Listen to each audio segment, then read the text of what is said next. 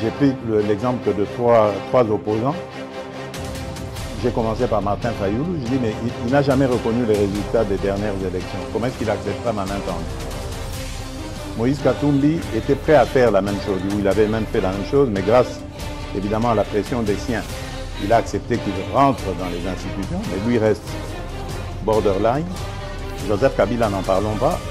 Lui, il a carrément boycotté les élections et prépare une insurrection, parce que l'AFC, c'est lui.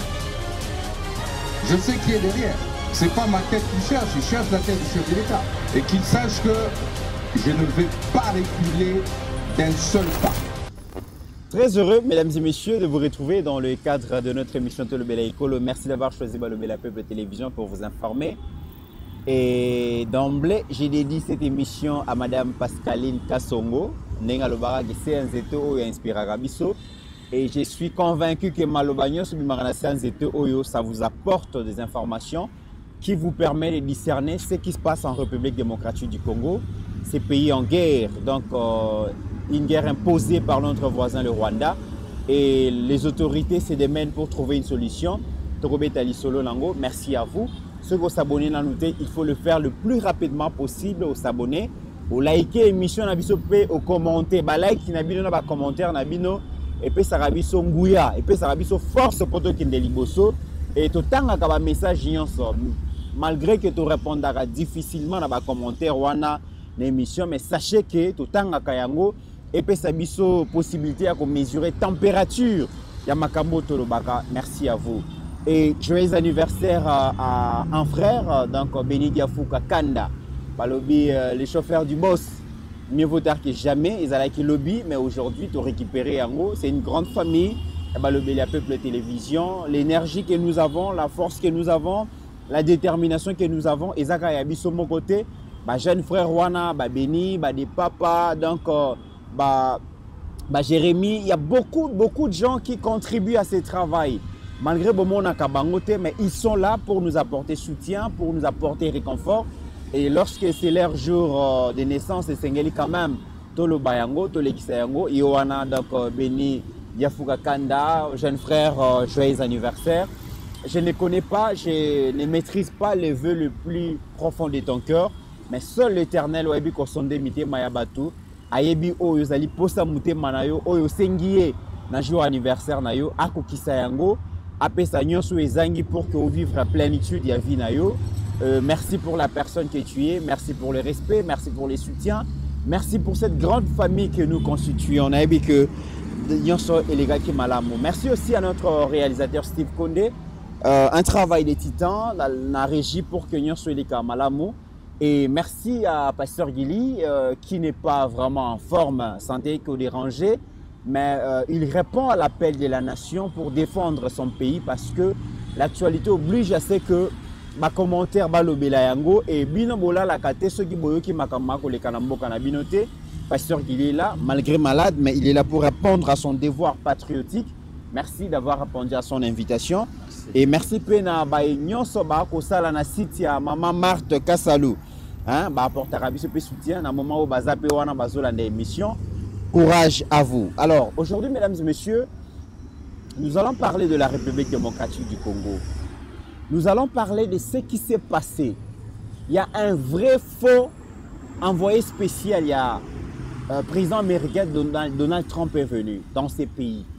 Il est venu au Congo, il a rencontré le chef de l'État, il a rencontré les présidents de l'Assemblée nationale, Vital Kamerhe, il a rencontré la délégation, il y a Senko et CC. Après avoir terminé sa mission ici, il est allé rencontrer Paul Kagame. Maintenant, à Zongi, États-Unis, mesdames et messieurs, rapport à Sali. D'abord, Azali, envoyé spécial, il y a Donald Trump, il faut le dire. Et Makambounion soit lobby pour la République démocratique du Congo n'engage pas l'administration américaine. Ça n'engage que lui. Bokoyoka, Excellence Patrick Mouyaya, qui a bien répondu à ces problèmes, Bokoyoka Yango. Mais il semblerait, mais c'est comme si c'est un lobbyiste engagé par Paul Kagame pour défendre position à Paul Kagame, pour défendre position à Senko Non, l'ensemble est opposition. Parce que Makambo a lobby kuna na place à PC rapport. A relé kaka Makambo 5 lobaka. Makambo Kagame lobaka.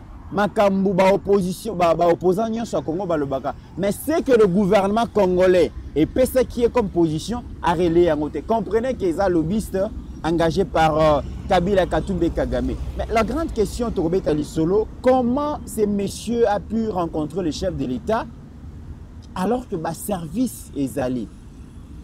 Donc, le bagnon sauté parce qu'il va répondre à toutes nos questions. Makambo Yangwana. Et Makambo Lekina Walikali, on en parle dans cette émission. Pasteur Guéli, bienvenue. Merci beaucoup, les comites. Merci à Bande Cognon Soya Balobelia Peuple Télévision. Merci à mon jeune frère Béni, qui a fêté l'anniversaire. On a Baleki. Baleki, Joseph a présenté na père na Égypte, Jacob. On a présenté Ephraïm na, je crois, Manassé. Tata otuna mwane o subanani. Joseph a répondre à dit banon zamba pesingai awa. Donc wana baleki to bandi na bango musalo yo officiellement et nzamba batelaye a pesaye me kolebele na sena moi et toza toujours na bango na de cognon soto ala na bango. Merci aussi na bande cognon soya balobeli ya Peuple Télévision de comics oyo bazo ko accompagner biso na musalo toza na bango elongo. Nous c'est le Congo, to continuer ko défendre le Congo tsena suka. De comiteran na bande ko lobanelo komoko. C'est comme si na kena ngona conditionnel pour ne pas confirmer loko na nango sûreté. Avant de répondre à Makambo un Américain, Kabila lobby Makambo le kana Congo. Ba Congolais au ba na Congo bazo comprendre en côté. Mais ngai awa na Nairobi na ba veni na zo kota na oleka na zo yoka Makambo yo ba paya ba olo ba po na Congo mais ba Congolais bango moko ba yebi en côté. Les comics na lali, na lamuki, na kaniswe, chaque fois que tu partages, même la nuit, j'ai compris que Kabila a lancé le message que les Congolais ba yebi makambo na préparé pour na Congo mboka na bango, mais les non-Congolais, les Bapaya, ba yebi makambo nga Kabila na préparé dans les jours qui viennent pour na Congo. Okay. C'était ça le message. Comment voulez-vous des comitérants? Moutaouta États-Unis aye awa. Nazana protocole à président de la République, quand même, il faut respecter Moussala Oba Osala. Mais tant qu'il y a un programme, il y a un président Koyamba. C'est que Batou, il y a une équipe où déjà, il faut checker Pena Mambo, d'abord, il y a Nini.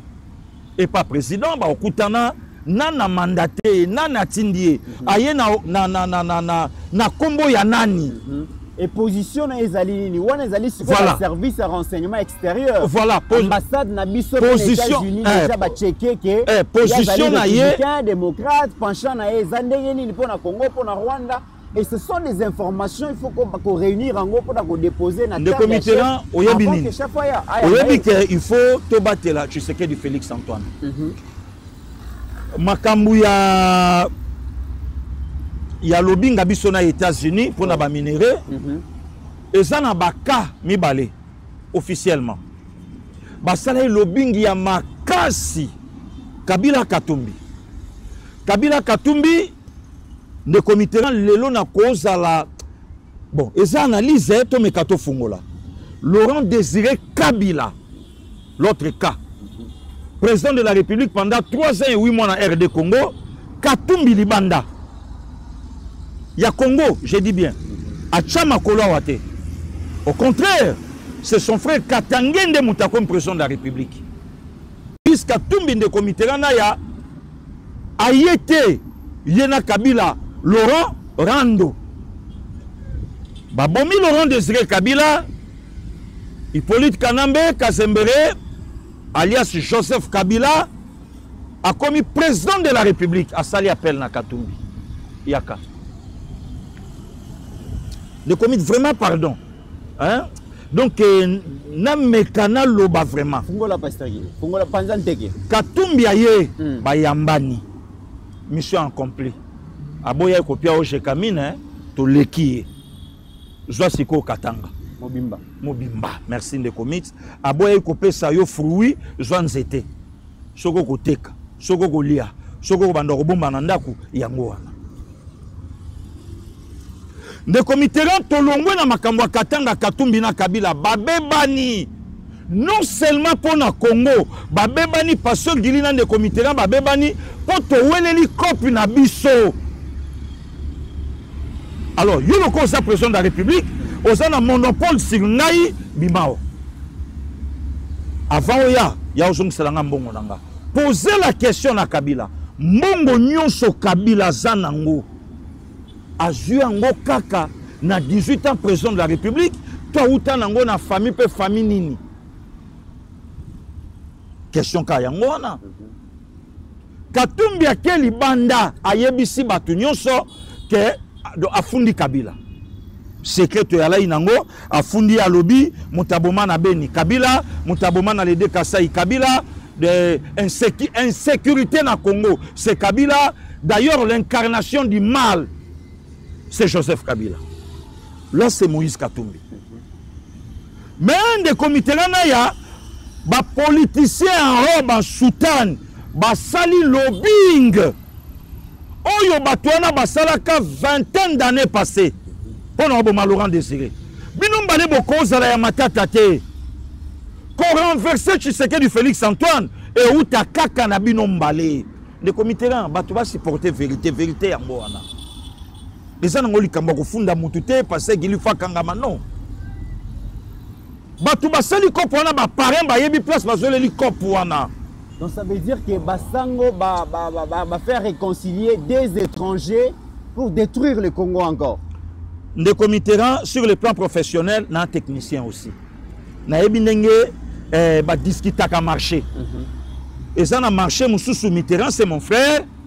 A meminga na relation na ye, na boyi kolia mais na lingi na soigner ka relation ndeko Mix na place a memi, ngai pe na kota na comme troisième corde. Mais na lié tendenge sengela ki soki la ndeko Mitterrand te. Na yebi ndenge ba négocier à marché. Marché musu na négocier na lete mais na tiki ba prendre malamu. Mbula nyonso ba osana besoin bakanisanga. Marché musu na ke na le pona kata tout. Mais comment bino boko kabwa na boye? Shit ya Tshisekedi puisque yo za na mbongo yo po na mbongo. Ba opposant nyonso ba ocha makelele wana. Mutana mbongo azata. Il faut bon s'unir pour renverser Tshisekedi. To sa nini ba pesi cop na basango. To makambo baninde wana. Bapesi cop na basango cop uti libanda. Bapesi cop babi mbongo yango wana kotanisa bango. Kabila chana se, Katumbi amutu na yo, Katumbi chana se, Kabila amutu na yo, bobo sana nyonso lekai ba divergence makambutu. Ndeko Mitterrand na ba source musu kutu ya batu nanga, ya ba kanon nanga. Balobi tamba o yamba na bakutani, o sentir soko moni image Katumbi ale na mwa kobanga. Mais tangu Kabila tche munoko na ye na lito ya Katumbi po Katumbi asa sourire aseka babeti lisolo ya oyo panza bango ya mama mbongo.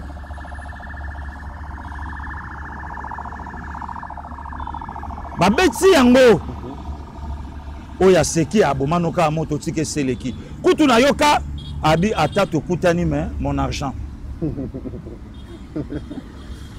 Atata kutani me mbongo na ngai. Mbongo na ngai ko. Mbongo na ngai se mbongo na ngai. Mbongo na ngai se mbongo na ngai. Katumbi aseki. Et puis des comités là le so tali bango. Le loso tali bango. Au mona ke bazana vrai amour te Kabila na Katumbi. Malgré bazo benda bango bakutana. Mais bayebani déjà. Mais bayebani déjà baza jeune politique à méfiance. De comité makambo yo passer Gili alobi pona ndeko Mitterrand na makambo ndeko Mitterrand alobi pona passer Gili ya nanga Félix Oase quoi que je sali ayemba nzembo mo kala alobi abi confiance ya lokwa singa ce que c'est katani atabokangi lisite yo monana Kofi Olomide mon pao que je sali avec respect aloba mona kata nzembo abi si tout le monde savait ce que tout le monde dit sur tout le monde personne ne parlera à personne. Bamikolo balobi soko lingo yeba parce que Gili ala rama pile mutande komit bazwa na problème bongo oyeba pasteur Gilia Olobanini pour na ndeko Mitterrand. Ndeko Mit, muta contredire ngazate. Le loso tali Katumbi na Kabila balaka na position ya Tchouki et Bombami. Yosoko bimisi nga pe na obimisa. Et deux, par le clergé, quelques têtes à Senko, Makambo Tokomi Nangwe Bandikal, ils sont pour beaucoup, mon frère. Dans Bissot, Tozalaki, observateur, tu as la réconciliation à la Katangaise, alors que Zalaki n'est pas préparé gauche. Ouais. Pour le Congo. Ouais. Ah bon, Pasteur Guilherme? Kassina Zongi, c'est lui en 2001. Posez la question. Aujourd'hui, Tshisekedi dictateur et pas Moïse Katumbi. L'incarnation du mal. Abosani Baninga ou Balai na une opposition. Wana Katumbi. Ouais. Et puis Tshisekedi a pouvoir ici là.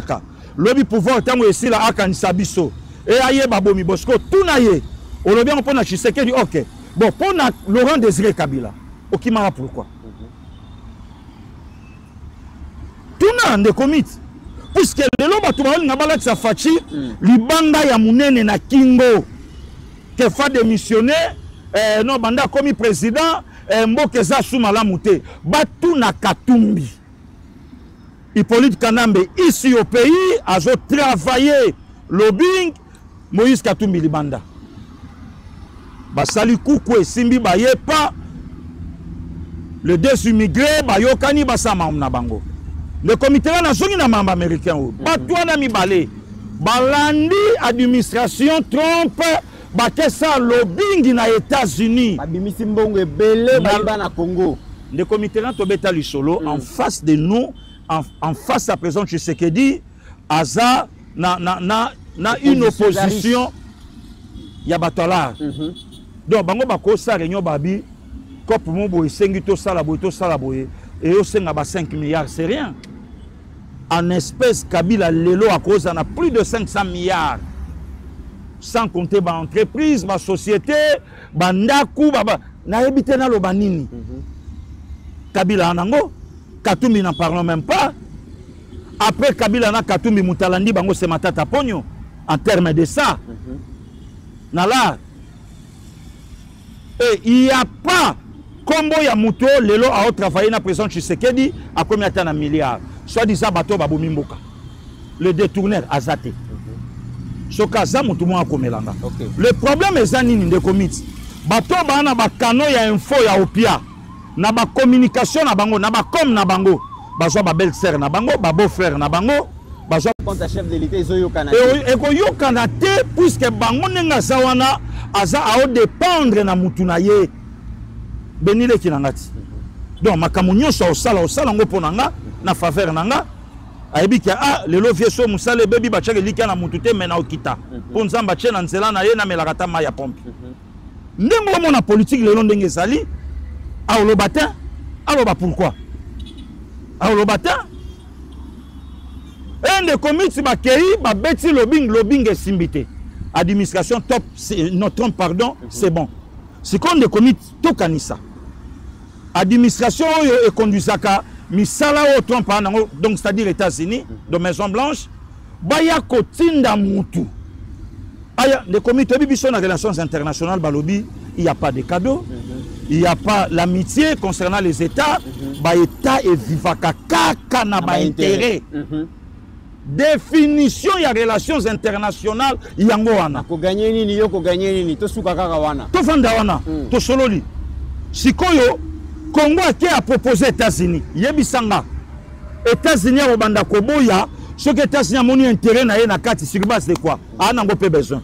Et puis la matière en gros ezali ba matière o ezo garantir puissance technologique, stratégique, militaire. Il y a voilà. C'est quand les comités na émission nous sommes entourés de comités na jeu bisayo. Donc na habité. T'as la place lobbying ebimi aux États-Unis. T'as la place lobbying ebimi na administration Trump, mais faux. Et longo États-Unis na costume yé. De comités na enrichir makambo na oyebisayo na kota na kata ba histoire balobi mutoyo aboma Laurent Désiré eza na misu ya bato mona kaye complet ya costume ya noir chemise à pembe na kati cravate rouge tient le quoi ba kibin africain lokola ba libanais ba blanc wana ba mona ye.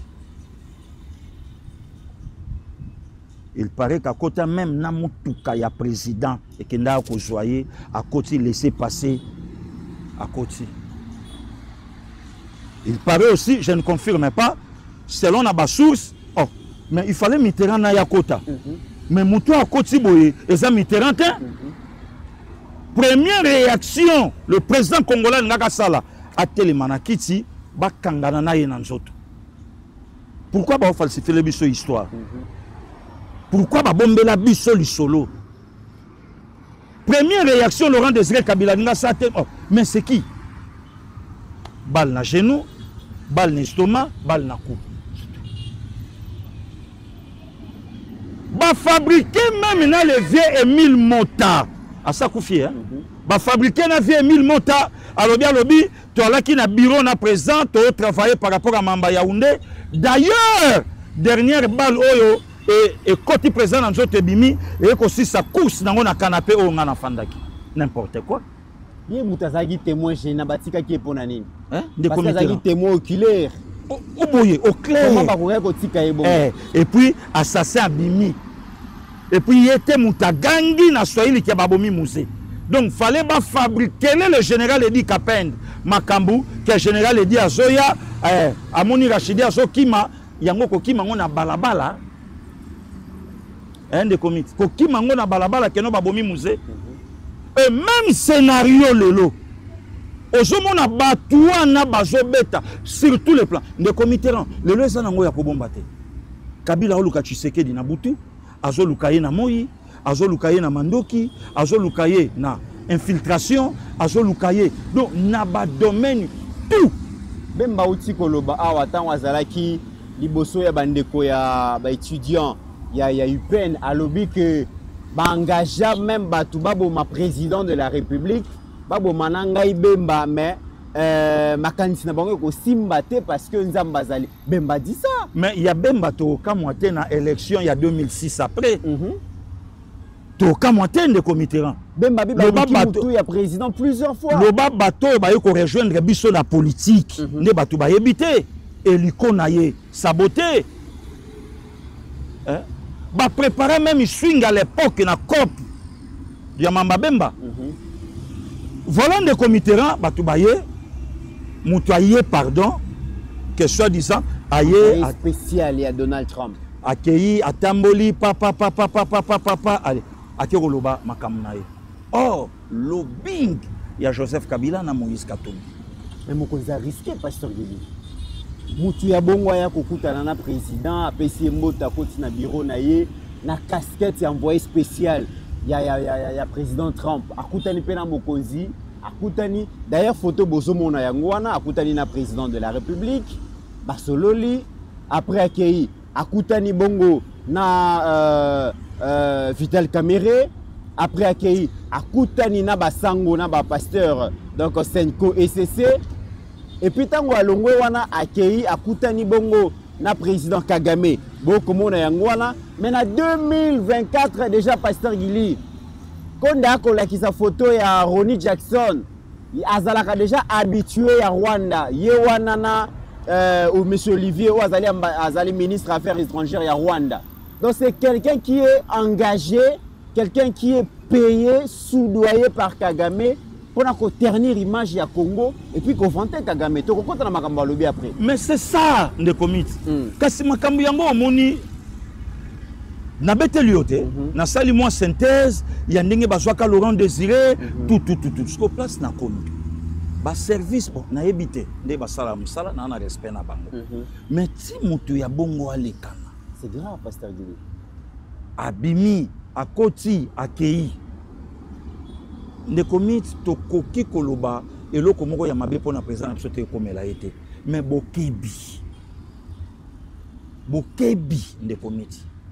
Et puis eloko ngana oninga na tuna rôle nini eloko oyo ya oyo basango ya Senko basali na SCC eloko ngo ezokende wapi milimo ya bato ezobunga milimo ya bato ezokufa bana mission oyo nzambe apia bango eloko oyo bango basali ekende wapi sikoyo shola chaki tembe na ba propos Jean-Pierre Bemba lobaki na makambo awa sikoyo lelo shola komi beaucoup plus politique qu'un serviteur de Dieu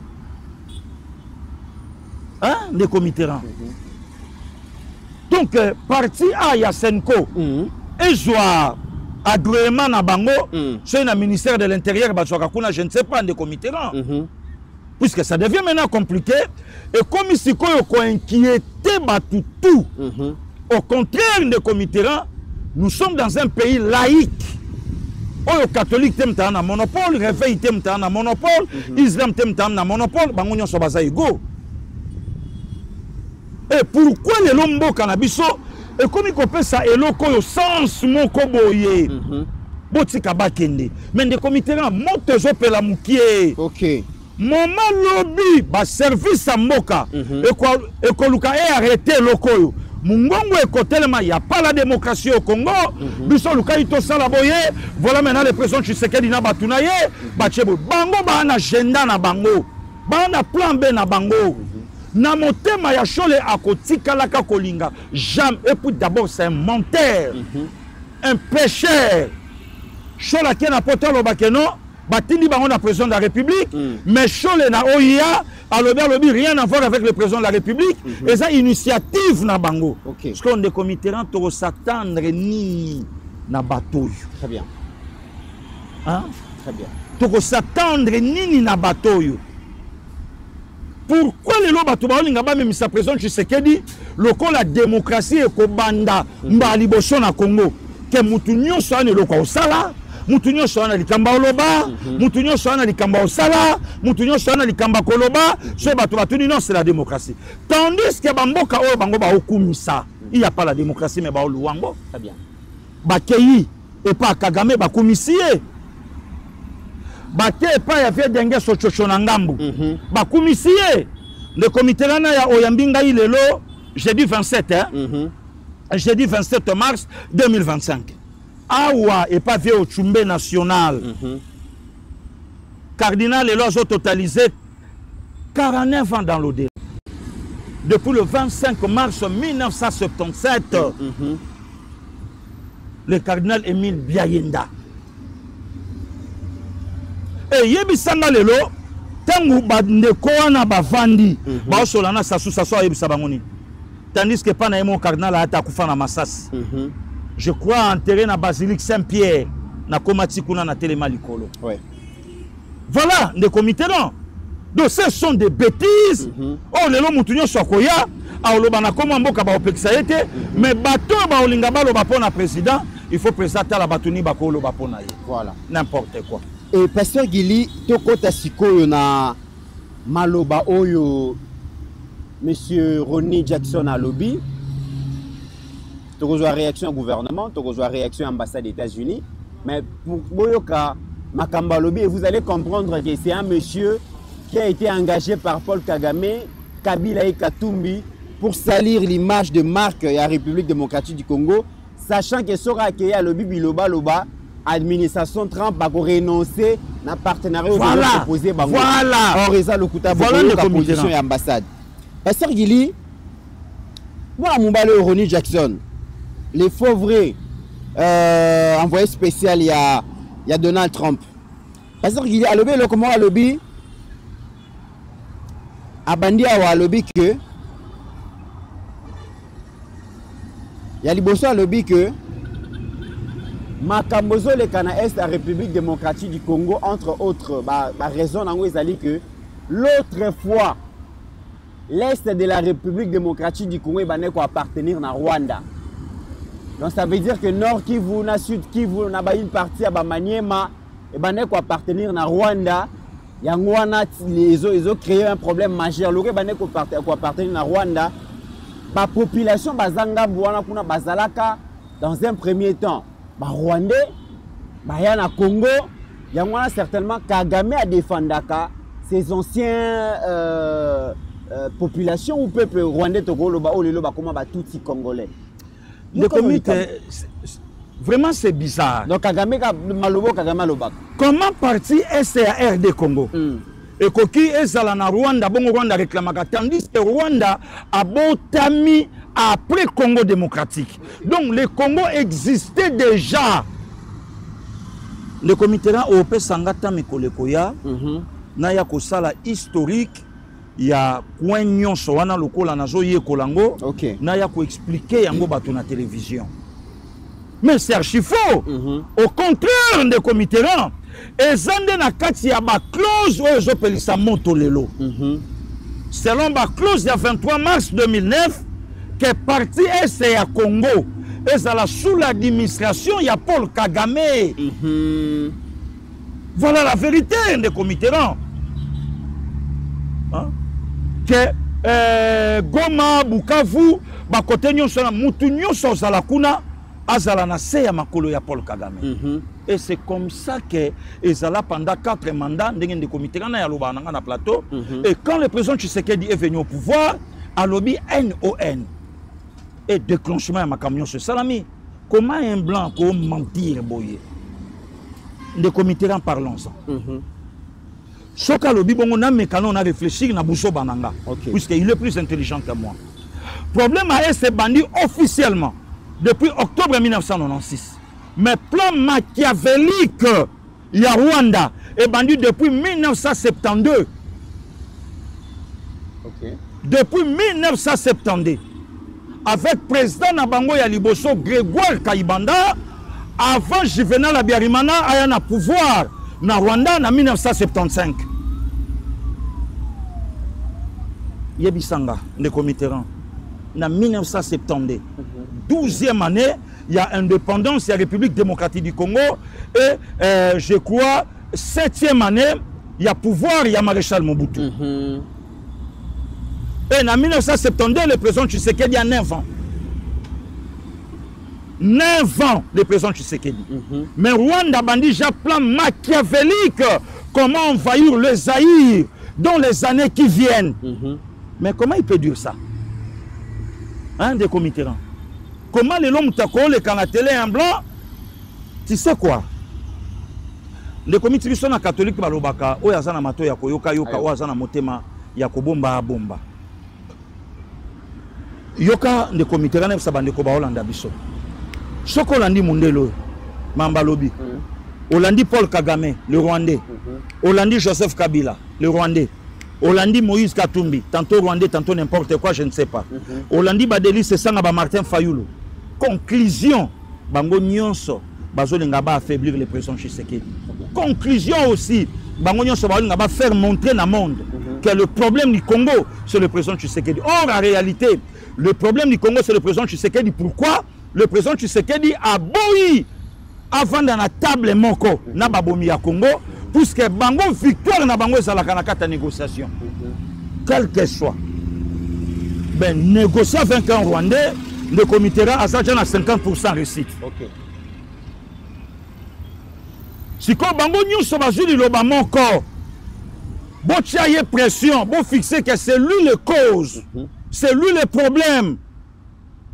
Cause ezaye. Or en réalité le comité non. Donc yango moni mutuana alobi makambo Kabila loba. Alobi makambo Kagame lobaka. Alobi makambo Shola lobaka. Alobi makambo Fayulu tantôt. Alobi même makambo même Jean-Marc Kabundi pa utolo bango. Parce que yebsanga to kamoni. Voilà des comités là. Alors progressons. Très bien. Et parce que Gili, le col à Ronnie Jackson a ébi qui est aux en partenariat na États-Unis, ils ont déjà pour parler, ils ont très avancé. Et a ébi que les Américains bazara trop regardant na climat des affaires où ils s'engagent à la sein et permettre que bah investir sur de bonnes terres. A lobby corruption na Congo, lors de visite na ye, les corruption na Congo est terrible. Congo corruption vraiment c'est un bon marché. Or to yebi que les corruption, il y a mauvaise gouvernance. Ezali banzembo yo Olivier Kamita to alobaka, banzembo ba Fayulu bayembaka. Basango bayembaka nyonso wana batiaki na munoroneta ngakutana kina basango de comité attendez quand ndenga ye wana ya quelques heures moniko amoni commission ndenge zo sala alobi corruption somme kaka ndenge ya ye quelques heures ka o donc ya alaki na Congo na kin donc amoni corruption ka ndenge yaki donc corruption zo leka ezo zonga ezo mata ezo kita donc amoni yango nyonso mbala moko amoni. C'est pour dire à l'administration Trump que boya na bibo boya partenariat wana parce que Congo to doit investir te de comité ran soki corruption ezalaka ndenge o bato ba olobela on a grande échelle mokonza mboka ngala ala musa IGF ese kufaka te na mboko voilà bato belé ba yeba ngote IGF ya lokola de comité ran oyeba ba période moko toyokana kana ba quartier to chaka ba minda lumière pona miyibi oyebi que faisaient les voleurs la nuit des comités ran ceux qui ba yeba zuli banga ba bambi na projecteur pour aider bango. Or, projecteur, et c'est là que j'ai IGF, Inspection Générale des Finances. Rien à voir avec la personne de Messa Linguete. IGF créé depuis le 15 septembre 1987. Bazu déjà babomi balal ici en haut. Président Tshisekedi d'ailleurs abi awa photos en éclairage. Éclairage ezana neza IGF. Alors to la musango. OK. To luka mutumoko. Je sais les comités, même Bible lobby. Travail à Maboka Moteko Zaka 10 sur 10 mais ça linguette à cause quand même na ba faille na étant que humain nyoso mais quand même tout reconnaître pe lelo ba komi ko beta patali solo ya makambu ya mbongo na miso ya mokili mobimba ke il y a quelqu'un oyo mboka est doté ke mekaka landela engelo bateke aokanga ka nyoso 10 sur 10 ako loupé mais du moins bala musi yango sikoyo to poser bango question. Pourquoi na 18 ans? Vous voyez que Batebele Bakansa, IGF et la Mouki, et Zabora Fachi. Voilà. Batebele Bakansa, Moussi, tout déjà, Zalaka. Et Zalaka déjà, piétiné. Voilà les comités. Tala Lelo Ata Yomoko. Kemuta Kendelobake, corruption, c'est un langage. Très bien. Le comité, il est entouré na Batuya Bakaniaka, le Katumbi. Un mafieux à haut niveau. Joseph Kabila, un Dalai Lama, un maître, Matata Pogno Mapon, un monstre de comité. Le lotalaka est lokamouké. Mbongo lokwa 285 millions. So tuni matata olobanonga tenalia. So menacé matata bino na sofa régime. Régime ya bango. So tuni matata olobano mbongo ane bima mena monate. Très bien. So ko tuni okoyoka. Oyoka, je vous dis des choses vraies de comité Ranaya. Donc, ezama lo baba pesiye. Yo kende beta. Lokola kuna na state bisoto raté lobbying. Alors yo loko zamutu na bango. Ba oyoka yo mieux que nous. Alors bete loko ke. Donc c'est une façon que le baba toya que nos potos ça na bango à faire. Ba seriété. Très bien. Et bon yo communiquer ambassade des États-Unis à Kinshasa balobi. L'ambassade des États-Unis à Kinshasa voudrait clarifier que M. Ronnie Jackson est un représentant élu du Congrès américain et n'est pas envoyé, et n'est pas un envoyé spécial, hein, qui est une position nommée par le président et confirmée par le Sénat. Il est venu à Kinshasa en tant que membre de la Commission des Affaires étrangères de la Chambre des représentants ainsi que du sous-comité de l'Afrique. Donc, ni l'ambassade, ni le département d'État ne l'ont jamais appelé par ce titre avant, pendant ou après sa visite. Donc, Azali Bongo, représentant spécial, il y a président Trump. Et puis, Makambo Nyon Soazoloba est engagé Congrès américain, est engagé administration américaine, et ça, Patrick Mouyaya, sur cette question comme ça, Toya Kosonga. Ceux qui, Steve Kondazali, prêt, Tokoyoka. Parce que, mesdames et messieurs, Makambo et Pelissimo, Tumbi Zamba, c'est tout le monde qui en parle. Bakolobake Mboke Zali humilié. Comment le président a exposé Boye, comment Moutounion soit un accès à la présidente de la République, alors que nous sommes en temps de guerre. Mokonzambo est la personne la mieux protégée. Mais la présidence, Mokonzambo Yamba, Batubi Yamba, Yamba, ils ont bien été pour la sécurité.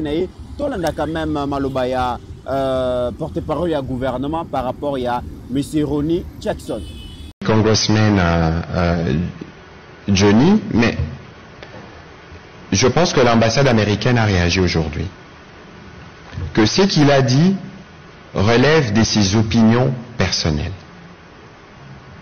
Ce qu'il a dit n'engage nullement le gouvernement américain. Nous avons eu à plusieurs reprises des discussions, que ce soit au niveau de la Maison-Blanche ou au niveau du département d'État, il n'a jamais été question d'aucune manière de penser qu'on pouvait remettre en question ou faire un quelconque débat sur les limites frontalières ou territoriales de la République démocratique du Congo. Pour preuve, regardez, le 27 janvier, je pense, il y a eu un premier appel entre les secrétaires d'État Rubio et le président Tshisekedi. Si vous regardez, on parle des dents de la souveraineté de la RDC, et vous avez aussi suivi que le même gouvernement américain a pris des sanctions contre James Kabarebe, qui est ministre d'État en Rwanda, qui est considéré comme l'architecte de la guerre dans l'Est. C'est-à-dire qu'ici, j'ai vu les réactions qui sont évidemment fondées, mais sa position n'engage à rien le gouvernement américain, avec qui nous sommes déjà dans des discussions sur des sujets qui sont variés et divers. Alors, dans les commentaires, j'ai aussi vu qu'on parle de minerais dans cette partie Est, mais on vous a déjà démontré ici que la raison pour laquelle on nous fait la guerre dans l'Est, mais c'est parce que nous voulons justement améliorer la gouvernance, parce que nous voulons justement apporter plus de transparence. Nous n'avons jamais dit que tout était parfait, mais regardez depuis combien de temps cette violence persiste dans cette partie du pays. Elle ne date pas de l'arrivée aux responsabilités du président Tshisekedi, mais aujourd'hui, dans la même audition, il y avait M. Sacha Lesnev qui travaille pour Sentry, une organisation qui est spécialisée justement dans l'observation de toutes ces questions minières. Lui, il a reconnu les efforts qui sont faits notamment en matière de lutte contre la corruption. Et donc, je crois que de ces points de vue, il faudrait peut-être pas faire d'un œuf un bœuf. C'était une opinion personnelle qui a été exprimée, évidemment avec une certaine orientation, qui montre que le conflit en République démocratique du Congo, c'est pas en 24 heures ou en 72 heures que vous faites le tour dans la région, que vous en maîtrisez tous les méandres. Et pour ce qui nous concerne, soyez sûrs qu'en termes de réponse, bien au-delà de la réponse américaine qui a été donnée aujourd'hui au niveau de l'ambassade, donc ces propos n'engagent pas le gouvernement américain, mais il y a, au-delà de ce que nous disons ce soir, des initiatives qui seront prises dans l'essence du congressman ou du parlementaire américain pour lui apporter davantage des informations, pour l'édifier sur la véritable situation dans la République démocratique du Congo, parce que ce que nous vivons actuellement, c'est une agression qu'il faut condamner. Ce que nous vivons actuellement, c'est une catastrophe humanitaire pour laquelle le monde doit donner des réponses. J'aurais bien voulu qu'il y ait des mots qui soient dits aussi pour ces aspects, bien au-delà du constat qu'il a fait et de l'histoire qu'il a malheureusement mal racontée, parce qu'il s'est fait malheureusement les relais de ceux qui lisent mal l'histoire et de ceux qui pensent qu'ils peuvent travestir l'histoire pour satisfaire leurs intérêts politiciens. Ce n'est pas sûr que cela puisse arriver, parce que nous, derrière le président de la République, nous sommes mobilisés pour protéger chaque centimètre carré de notre territoire. Voilà, Pasteur Guili. Donc, Excellence Mouya a clarifié les Cambouana lobby. Vraiment, Azali envoyé spécialité, Makabouyon sur lobby engagé pour l'américain. D'ailleurs, le 27 janvier, Bomona qui commence que l'administration américaine va sanctionner qui va rwandais par rapport à l'exploitation illicite de minerais Nabiso. Donc, tout ça déjà pour parler à Malamu par rapport à partenariat éco-engage, éco-bébisa image à Congo par rapport à partenariat autour du Cabon signé aux États-Unis. Le comité bravo. J'aime beaucoup ces messieurs, Patrick Mouyaya. Solandi travaille à ministre de l'information Nabiso, à travailler calmement, mais à apprécier na musala nae. Ok. Il sait ce qu'il dit. A eu potion à la Kanango. Et na calme à expliquer les Kamundeng et les Kamboza. Rien à voir. Échanger le côté. Aza oyo batu bakani sakite. Aza rien. L'excellence Mouyaya Bimi a expliqué yango. Na sepela ko tout mon ngaloba puisque c'est mon titulaire. Na sepela mon ngaloba ngalobi alobi mon adjoint, ce sont des fistrés. OK. Des fistrés. Donc ba o nyonso mon nan de comité là, ezaka frustration et sali lobby si mutu mutabimi pas mutakomo akomo lo baba n'importe quoi. Excellence Mouyaya, merci beaucoup pour cet éclaircissement oyo o leki o l'exabatuker et déranger nango batouté. Bravo aussi quand même na ambassade des États-Unis d'Amérique. Oui. Bayebi ne commit les longs batou ba pesi biso raison tant lobi que bato yango moni il y a un papa de konabiso Kalonji TV. Na ba papa HK Today. Oui. Baloba elokoyo. Na ya nanga jise mo benga que j'aime beaucoup. Baloba tant makambo États-Unis zo pela. Balobi Katumbi na batu na ye bazo tambola baoluka ndeni donc baluka ki bakota tina Sénat en fait Congrès américain. Oui.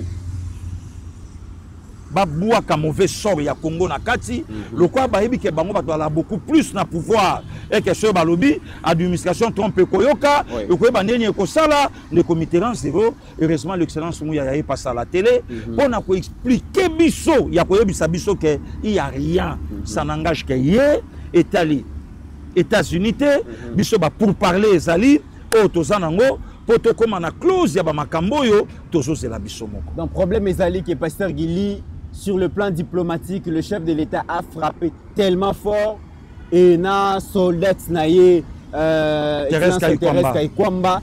Alors Kagame a commis koluka par tous les moyens azo lukabi toko sala ndenge nini po to se sauver parce que Fachi a frappé fort. Kagame a commis koluka de gauche à droite mais ko senga ke ba Congolais bas à la vigilance Pasteur Guili. De comité na Congo wa ezali ya ko yambaka kate Pasteur Guili. De comité na ebisa yo baboma tata moko na otanga kombote.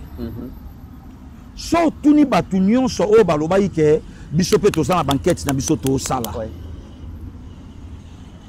Tokomi wapi.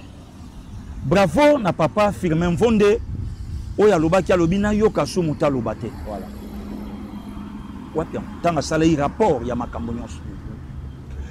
Ndeko mix na o continuer ko yebisa yo papa Simaro yebisa ya nanga waze kwa soko zo swana na mutu ko sisa maloba te ko swane ko umela okoya ko zanga maloba ya koloba. Très bien. Le comité tola la tola muka. Directeur ya cabinet ya tata oyo baboma s'est retrouvé et pas nanga. Ah, c'est très grave. Le comité la naya. Akomi kuna ndeni.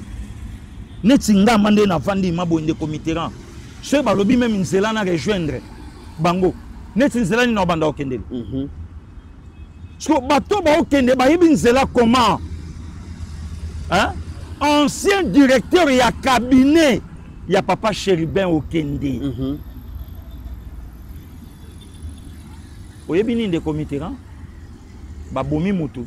Ba boaki na bord ebale obi biso ba Équateur ndenge zalaka ba mbisi ton bazoya kolia ebembe alende biso to boaki moniama to longoli ebembe oyo esevimbi na mai to longoli nde loko yango wana ba vandi ba de kami balé mais comment biso to otika yepe photo salirié yepe photo salirié et simbité mais l'autre kamwa pétain de comité faisons attention.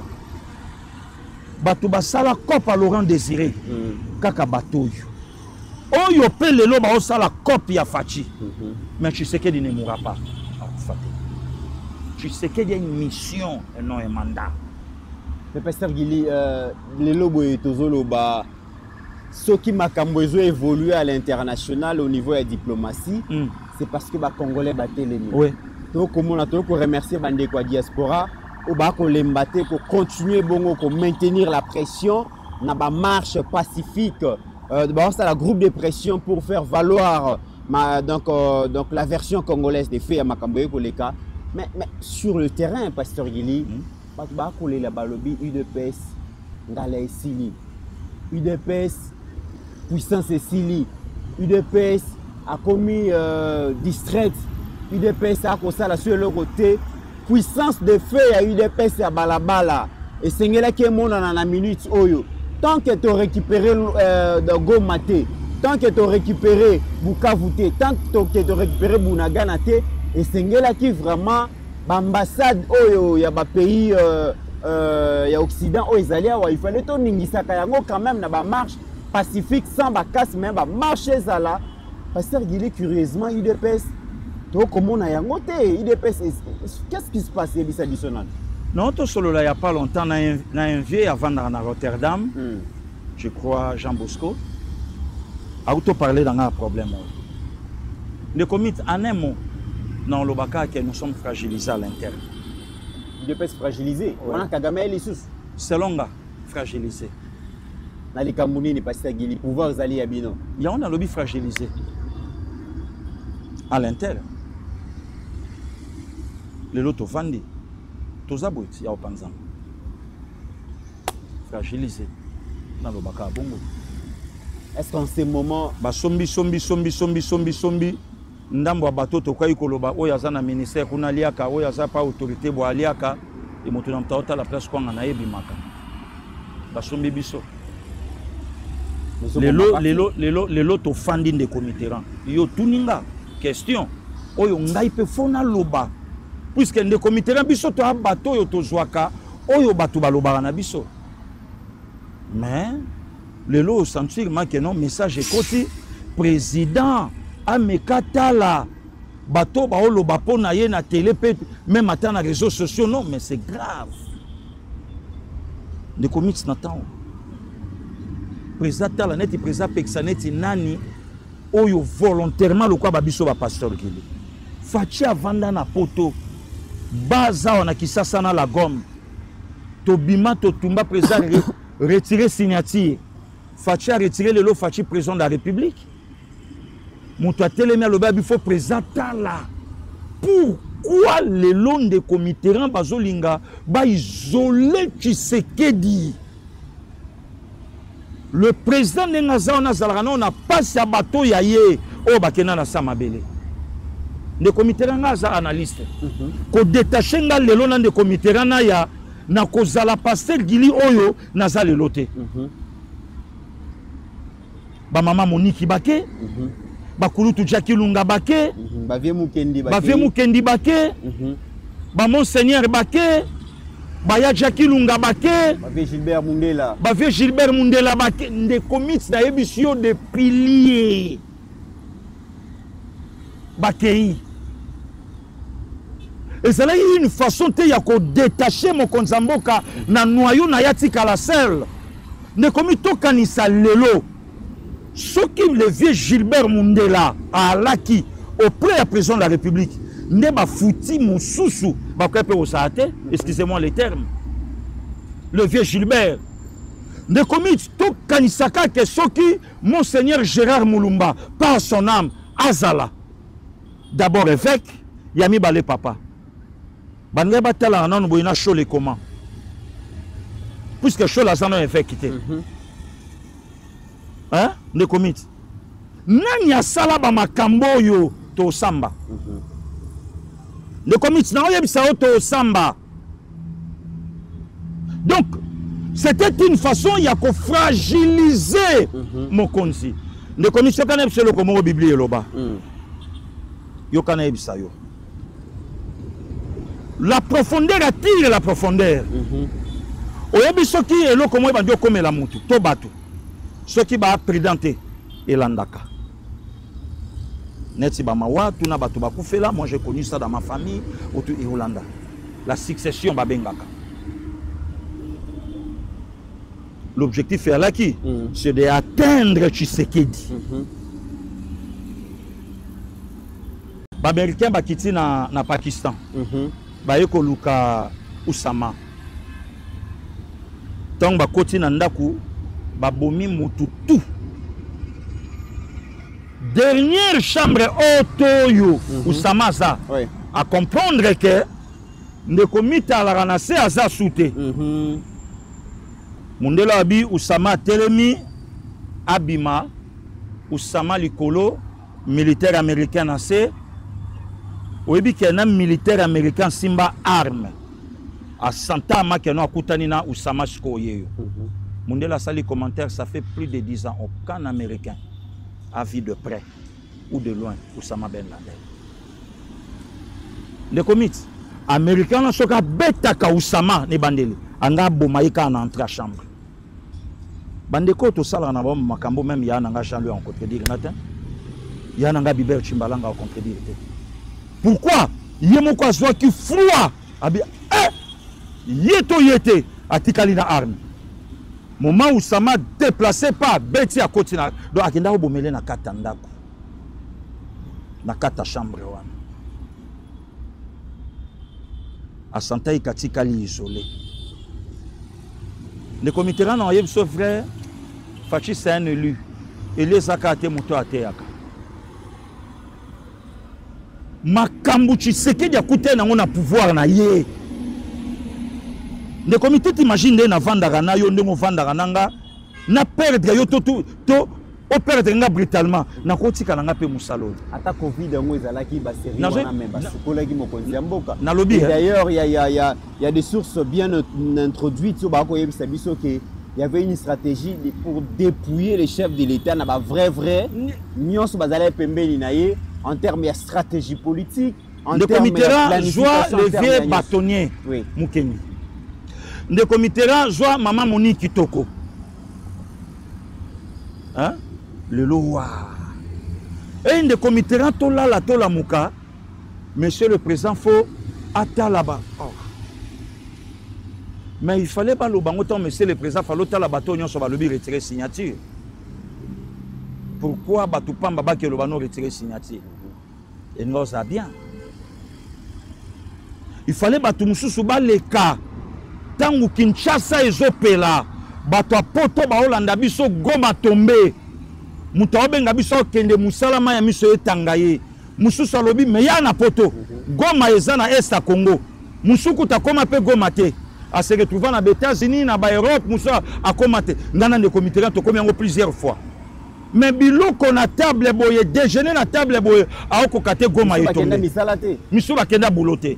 Mais Nathan wana tozela ki batu mususu mongongo na bango ya laki important ya oloba fe ba loba Nathan wana pourquoi ba loba te pona Congo pourquoi ba kosi au voyage diplomatique mais pourquoi le comité India tika la libanda pourquoi lelo batu ba olinga batalisa na président Tshisekedi ke ba o nyonso ba oloba ne ba vrete ba o nde ba fandi nyende bango ba vrai non de comité nana yebi ba foyer oyo ba mama peut-être maman baninga akufa bongo papa abali mwasi mususu mwasi wana ye na bana na ye sur 100% ba foyer wana bana o mama ya na bango moko mibale misato ba domina bana o papa abota peut-être papa na kara olingo chata kanvrute ma yeb sabi pesa il va a démarrer Yves nani mwana mama na ya o aya na ye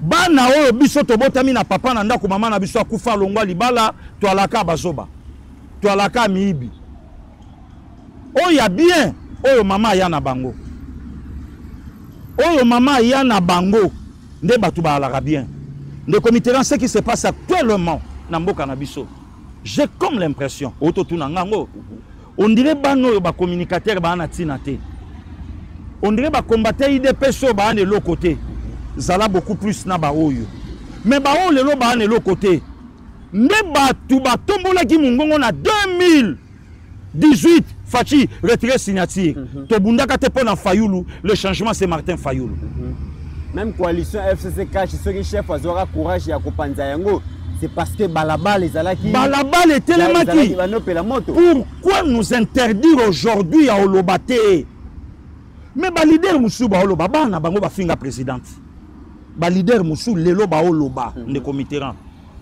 bana na bango yasima ba manka respect na président de la République force du progrès ezalaki puissance en termes de mobilisation na kati ya parti de comité rang tu sais quoi lelo bazana makala de comité rang mususu lelo bakanga bango minoko ba mususu pe ba intimida bango voilà de comité rang tu sais quoi oyebi problème yo le kalelo batu ba olinga balakisa na président Tshisekedi Kebiso eza na ngope mabete to ana besoin cohésion mais pourquoi des comités là au kangisa batu minoko balobate sans tenir compte à batu musu lelo ba 10 000 à chacun pour na ko ternir image ya Congo te mais image à président Tshisekedi des comités là talesika kanda ifanda nga na mutu ke oyo ko ya pour na Congo non na je vérité non Pero Zimbongo azwa kambongo pour mon motema maba pero lobby président Tshisekedi a détruit même na armée mboka na ye donc passer Gilia lobaté donc passer Gilia ko lobaté donc faut na ordre hein oh Macron il y a 2 ans passé de comité là inayo.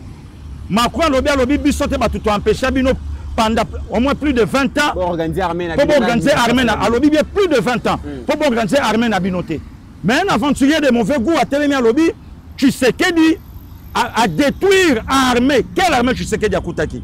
Si qu'on passe Gili pas loba, il faut que ça batte mususo yo le loba o le canal soso. Pour la cohésion, le chef doit interdire. Le comité est conjoint aujourd'hui avec Nanga, vraiment. Avec Nanga, un condamné de la République. Au nom de la cohésion. Un sanguinaire au nom de la cohésion. Cohésion avec Joseph Kabila. Oh, Batunion Sobayebi que Azana va plan machiavélique contre notre président. Cohésion naye. Cohésion naba Bissimwa. Cohésion nabango. Cohésion naba Bosco Taganda. Cohésion naba Chole. Respect n'unité président de la République à la Kisibango. Bolingo n'unité président de la République à la Kisibango. Le comité ba mongo ba analyser c'est mon balo bakali yanga ku fait la boboto. Ah bon? Oui.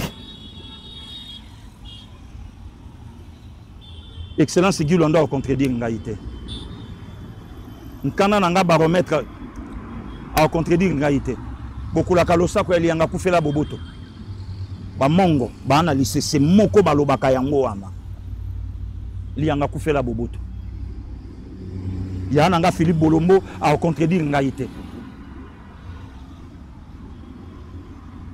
Pourquoi tokanga volontairement ne comité là mutuloko aka longitivi okange munoko po asengionine ba chancelier chala po asengionine ba biso ba misusu oyo voyage une officielle en mboka na sala mais tana to ne comité là nana ebité ke nonde na abondo na sous traitement olobi yango parce que batuba kanga munoko pourquoi président de la République a luki batuba loba po na mboka bolobi te attendu 5 noms va passer dans la première session.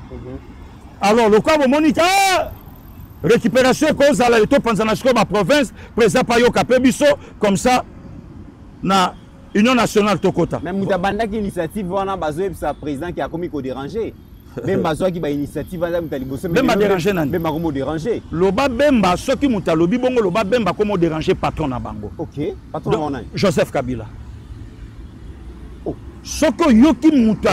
Comment Moutazali peut mener à Mokonziamboka, Mokonziamboka PCA confiance à PCP Mokonzi, mais Azala n'a pas patron Moussous outre que les chefs de l'État. Le comité là, tant on parler pour l'infiltration, tant on parler. Tant on parler pour la traitise, tant on parler de comité là. Bemba déranger nani. Ce Bemba obi Mobondo Kabila déranger nani. Netinga l'enfant du bois déranger nani. Quelle insécurité Kabila Luka Koboma chef de l'État, à Luka Kobomanga a dérangé Congolais nani. Hein? Ce qui bemba lobi bino nyo sobo bien sécurité a dérangé nani Katumbi a loba yango Claudel Lubaya loba yango Batunyo soba loba yango donc le kola kaki bimina monoko Jean-Pierre Bemba Kabila Rwandais yango e bakatana tata le quoi Jean-Pierre Bemba bakangisa ye monoko lobate bon ceux qui bakangisa monoko lobate pona nya loba siko puisque baseli bino boloba bolobi na binota. Il y a même des secteurs, il y a battu tomber baloba et l'autre. Mais les ressortissants de Bahamakasi, secteur de Bahamakasi. Mais c'est quoi pourquoi Batumsou balobite que le président de la République a pété sa Batumsou au nom de quelle cohésion? Cohésion, Zali, il faut totalement la vision de le président de la République au même abisso. Mais le comité là, Yosoko Loba qui n'a pas par rapport à l'intérêt na yo, kokangisa mutu mono côté. Oh, le peu moutao tambola o lobango. Jean-Pierre Bemba Bandio Lobalelo.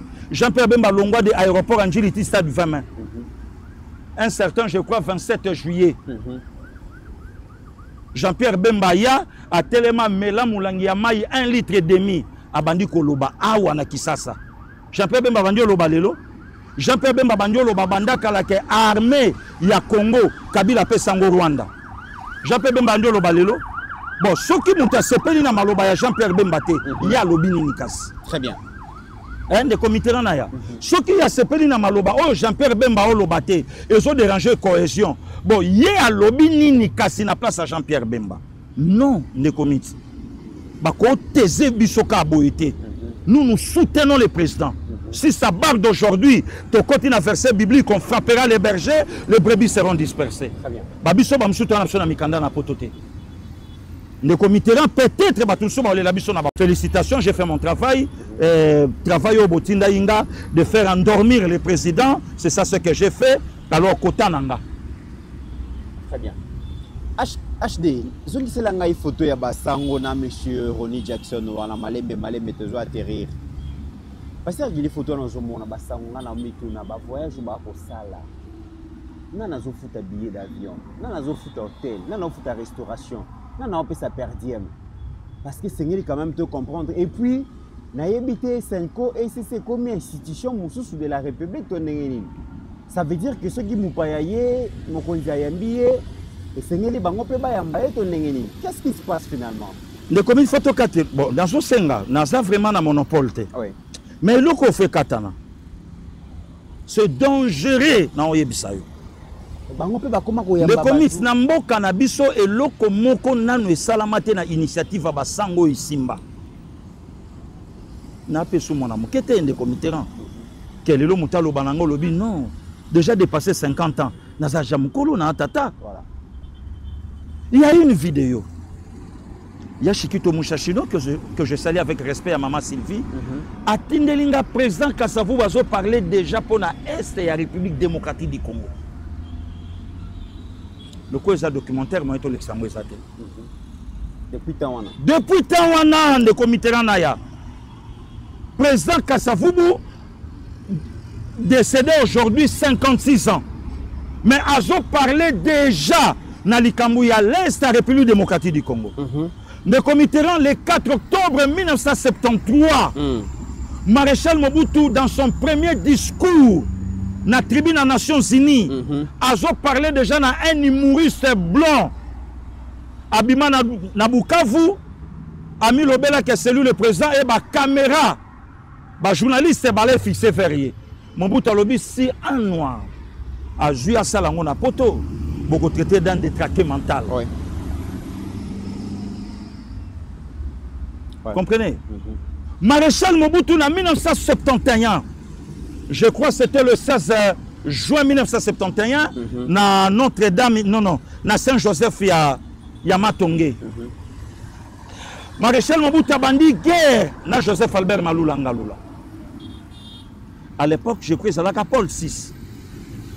Maréchal Abengani Malula ke, les journalistes occidentaux, ils ont un téléphone, au moins, pas Nabino là où un kiré, à quoi qu'il s'amène dans la politique. Même le Christ lui-même était formel. À Dieu ce qui est à Dieu, à César ce qui est à César. Et pas Nabiso, Christ va poser le milieu du village. Le comité rent au va dans la conférence nationale souveraine. Troisième voie, aidé par les prêtres. Et Bima. Peuple Zaïwa dessus. Awa, Namboka Nabiso. Le comité rent au va dans un dialogue à Senko. Basango balobi Nabiso que papa, tu sais qu'il dit que baso na poto. Atikeli bango kombo ya premier ministre de comité na toko ko lepeli wa papa Etienne Basango ba yebia. Ba chole we. Si lelo ba bimisa kombote. Si lelo ba bimisa kombote. Le comité na toye na élection il y a 30 décembre 2018. Nini Basango ba lobité. Basango ba na possession ya ba résultat nyon sauté. Mais sango azotanga lobi Fayulu mutaganyaki l'élection. Basango. Baye kotuna abeshole abi na maboko nanga na leka na 40% et puis na kata 40% c'était Fachi qui était en tête. Mais poser la question na Chole, yo lobi na 40% Fachi Mtala qui est en tête, mais makambo mbongo loba na TV5 aso ngo wapi. Sikondo de comité ranso na nyonso wana. Tomoni bato nde baza. Sikondo to s'attendre nini na pacte na bango. De comité je ne suis pas un prophète.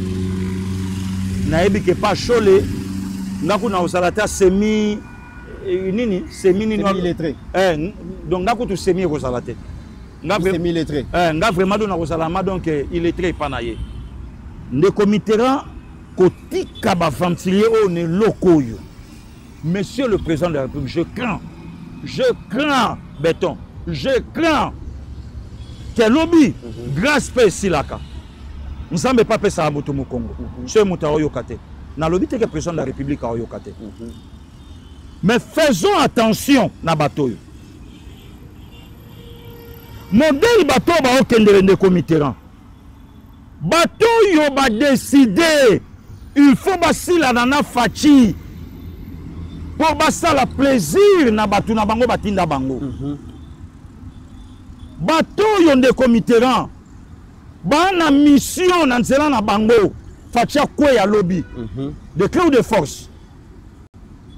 Bana mission de comité na nazo biso vérité et lo komoko basala e simba ezate lelo ba okoma bien bazongela batuna moko ba opposant lelo mais yo lo ba ke ba edaka bino lelo côté na époque IDPS bango ba pesa bino batima bino pesa bango batu bokabola ka 50-50 sikoyo confiance oyo yo nanu opesi bango ope bango en guise de quoi? Ok. Ne commit nazo ebisa yo mutu nanga batu wana bana mission. Ne comité na bana mission. Faisons attention. Très bien. Batu yo basi bateki molimo na bango na Satan na ndoki. Oye ko ya e ya. Ba za déterminé. Ba déterminé de yako clouer mboka na biso. Yako clouer. Basango baluki pacte de la paix, ceux qui social, ceux qui de paix, mais basango balinga loi chanie kotate. Et au battre la Congo. Basango baluki pacte de paix, mais basango ba inana na les 6 confessions, oh ça qui dirigeait na pasteur de Dokamba, évêque que je salue avec respect, ya maman Dorcas. Balingité. Basango balingi paix, mais yoka sango nenga zo répondre muninga na mon sala nzambe bishop Kankenza. Siko paix ni no bango baoluka. Paix ya épée ou bien paix ya paix AI X à la fin. Paix ya bango to paix ya épée. Babombinde ewana ya accent aigu. Eza épée mais bango ba okene ka paix. Mais na kati wana emogeza liboso. Faisons attention des comités. Cholandimi et pas président, à qui n'a pas vu président Tatinda Kibango.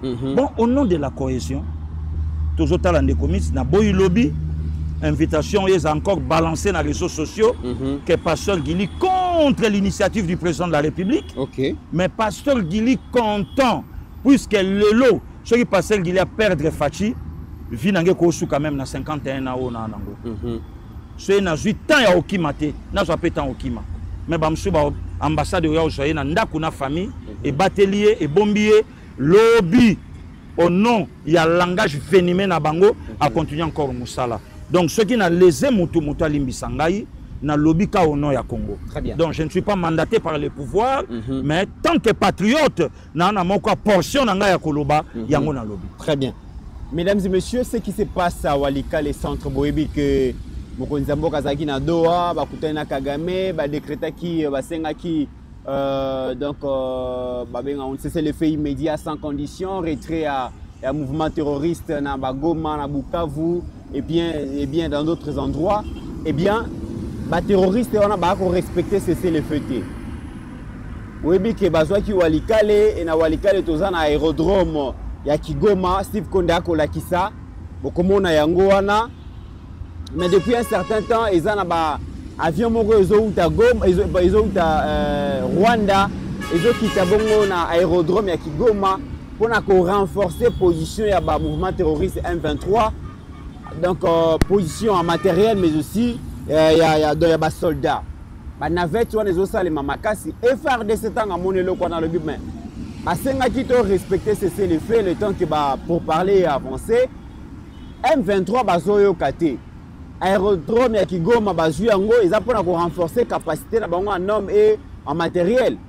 Na bisibino suko à 25 et na drone FRDC et nyati aérodrome wana avion bozomo na wana ezala ki prêt pona ko décoller zonga Rwanda. FRDC a neutralisé yango. A neutralisé yango bitumba ezali FRDC ndenge Ronnie Jackson a le bio FRDC est incapable de riposter. Mais tout le monde à chaque fois que tu ripostes, ce sont les Occidentaux qui demandent de laisser le feu. Et Pasteur Guili, FRDC la Kisi Bouelelo, est toujours capable de défendre Mbokanaye. Avion rwandais Angwana, Steve Konda Kolakisa, explosé. Les comités va fragiliser. Bombarder, j'allais dire d'ailleurs. Oui, oui, va fragiliser Bissoté, les comités va fragiliser le président de la République. S'il vous plaît. Très bien. S'il vous plaît. Toi aussi, ça m'a cambo dans des mots sengeli. Ok. Curieusement, ma cambo to le kanango bon nombre ya bateaux tozana bango na kamoko.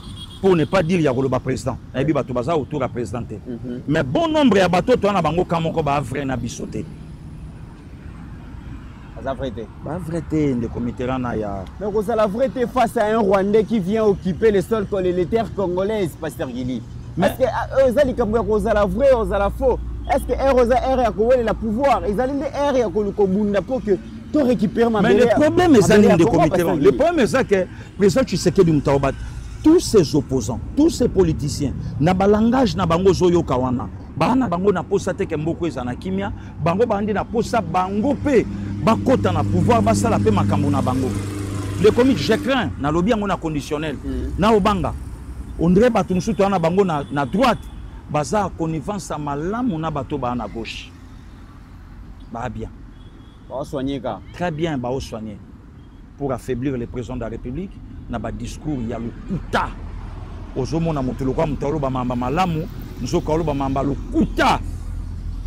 Donc c'est une façon que le peki ça y est, makele le pe akabile bando yo kana mingi o ape moto na biso peki ça y est. Atika makele. Les comités d'autorité ba benga ape biso. Ozoka ene nga lo bate voilà. Voilà. Et nous ba ka RDC a OBC braté. To koma na bitumba otina soka pe to longa. Très bien. Voilà. C'est par ici que nous mettons fin à cette émission. Mesdames et messieurs, avant de finir d'ailleurs, dans Bostani, na limite moi le mbango na terre jaune n'est pas honorable Guy Kalonji. Comme vous le savez, mesdames et messieurs, dans ces moi ba rivière ezali moi mingi. Hein, et kabolaka donc des avenues, des quartiers et tout ça. Et la population a une difficulté makasi à travers ça. Peut-être on a zone ya maï pour traverser l'autre quartier à Kende. Honorable Akoma Mikanda, Loba et Simbate, mais on a maigre moyen naie. On a une série à 50 ponts. Dans 50 ponts, on a déjà 12 commis presque na Souka. Botala Moussala Oyo, Molobeli à peuple, Moussali à peuple, les passionnés. Ogi Kalonji Moussala Kosala vraiment na epanaye. Balobi zala na député lokola Ogi Kalonji oyo ke sengo. Zala na député lokola Ogi Kalonji oyo ke lengi ya kozala ya ko voter. Zala na lengi na député lokola Ogi Kalonji oyo ba importance ya député national. Ce qu'il est en train de faire ipanaye na Tchango, c'est formidable et Sengeli vraiment pour encourager Yango avec ses maigres moyens, il arrive à résoudre le problème ya ba électeur naye au grand bonheur ya population et scellé. Tolanda extrait reportage wana comme ça to ya bozonga. Dimanche 23 mars na zui mokano na ya kota la pendenge makambo salemi ya koloba mingi ezalité donc misala et salemi na qualité yo moko mon ambiance omoni ba merci ba tubazo pesa kala babanda ki kolekela na libende oyo des places bazo lekela yango baye kosala yango plus tard mais principe au ezalaki ke muto alingi aleka tala mama ndenge aza na mwana azonyata na mai donc c'était ça le principe bamemi yo ofuti baleki sur le long ya mai bozomona comment bato bazo souffrir. Je pense que toye ko résoudre quand même mon problème moko et il faut qu'on pesa merci na tata mokonza ekolo Félix Antoine Tshisekedi bisonde toye binsele bisonde toye bichango soki tolobi ke photo sala eloko esikatel toyebi impact o ezali na yango. Il faut retenir que depuis Félix Tshisekedi aza mokonzi eloko ya liboso oyo quartier o ezui ezapon oyo nga nazalaka député ya kovandaka na ba bureau te c'est vrai musala na biso eza oyo te eza koloba na parlement mais toloba epesa solution te nakendaka vers ba solution donc nga na pena mutu ya terrain ba place otoza o kama ke bato misusu bayebaka yango kaka niveau ya campagne.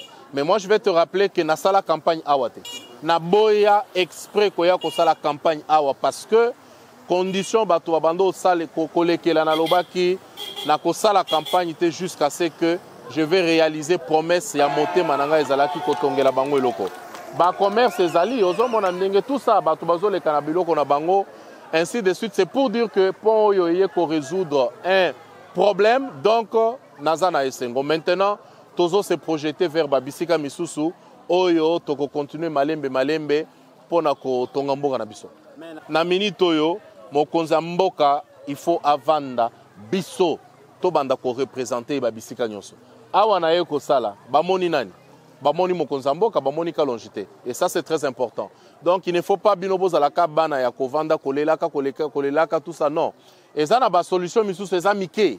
Oyo, il faut kaka obeti boyo apporter yango. Donc, biso, on va continuer. Awa to utaki ko visiter point ya terre jaune, lelo awa to ye na Bibwa 1. Tozo kendeli susu, babisika misusu okomona musala ndenge salemi. Est-ce que oko supporter bana na yo boti? Donc, c'est l'ensemble de toutes ces choses. Ndé motivé biso que tout ça les la bango et loko moko ya motuya babanda pe ko katela ba condition. Honorable Lika, longi papa sosale. Asala kama sala tele ya maye na mabako mabako.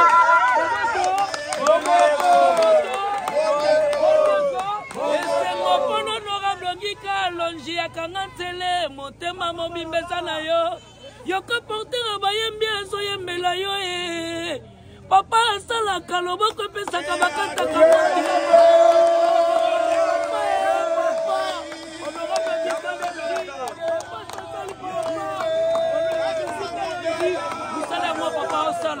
ka porter abayembi apata lelo papa pesinga lupemba en tout cas bozala inauguration musade salami inauguration ezoya na koleka na écran na kopesa communication apata lelo na suivi c'est banana botama na embela honorable Ogika na ba TikTok lelo ne na moni ye na bitele lelo so sala kantia musala na biso sili lelo en tout cas papa zo sala ntele oyo soto honorable Ogika longité papa pambola yo en tout cas le président de la République Fachi Beton Chilombo papa na biso yo merci papa. Pasteur Guili, Moussali à peuple, Molobeli à peuple, les passionnés de la République, Ogi Kalonji ne se fatigue pas. Moi, Mouki Azouaka na ba kop naye, na ba fer naye, ali la kanaye li suscité, abele la sous l'état te, alemba naye, mais bateau yo ba pesa e bokonzi a ko représenter ba on a parlement, a ko tika bangote. Il fait ce qu'il peut faire au grand bonheur et électeur dans les pasteurs guinéens. Il est reconnaissant. Na bateau batinda na parlement. Très reconnaissant. Que na député pour na ba député, na député pour na yondo pesa inga votinda inga. Ce qu'au retour ne Ogi Kalonji yango sala pour na peuple na ye. Les comités ceux qui sur 500 députés. Tous ala même na 100 na motema ya Ogi Kalonji. Ne ba base na biso. Moto na secteur na ye. Ndemboko ye. Neto yoka kelengi ya kozala na ba représentant na parlement. Nzamba batela honorable terre jaune. Nzamba bomba ye nzamba pese mekolebele. C'est par ici, mesdames et messieurs, que nous mettons fin à cette émission. Merci à notre réalisateur Steve Koundé. Merci, je salue Hakim, Prince de Lausanne, Hakim na Lubumbashi. Na pesi mbote na Petit Béton na Lualaba, na pesi mbote na Benjamin Woto na Mweka place Ozali, na pesi mbote na Didier Baye en Afrique du Sud, na Bosanité Mama Beni Kabouya, ba Jisemala, ba Nadine Bouda, donc Evelyne Mouzemba, donc Sandrina Mawete, Babeloti Mavungu, donc tellement Maman Germaine Diambou, Maître Koumbia, oui, voilà. Oui. Boza tellement ébélé, Stéphane Milano, Maître Makumbi, oui, il y a Maman Sylvie, oui. Maman Sylvie, Stéphane Milambo, Namoni Bino, Namoni Boza tellement ébélé dans la République démocratique du Congo, mais aussi à travers le monde. Tobo Sanate que malgré la divergence d'opinion, la République démocratique du Congo est en guerre. Ils ont tous à la unis, tous à la debout, mais tous les misandete groupes de pression, tous à la Cana, au diaspora, tous les Mimoukiba, Montepe, là-bas, marché Zonga.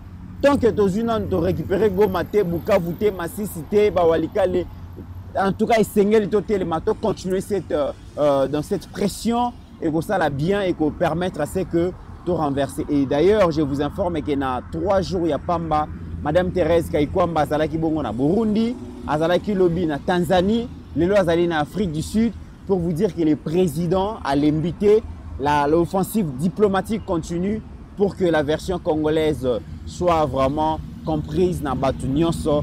Et au-delà de nos divergences d'opinion, n'oublions jamais que la République démocratique du Congo reste restera toujours plus grande que la somme de nos ambitions individuelles. En attendant, mesdames et messieurs, portez-vous bien, car chaque jour est une vie. Merci.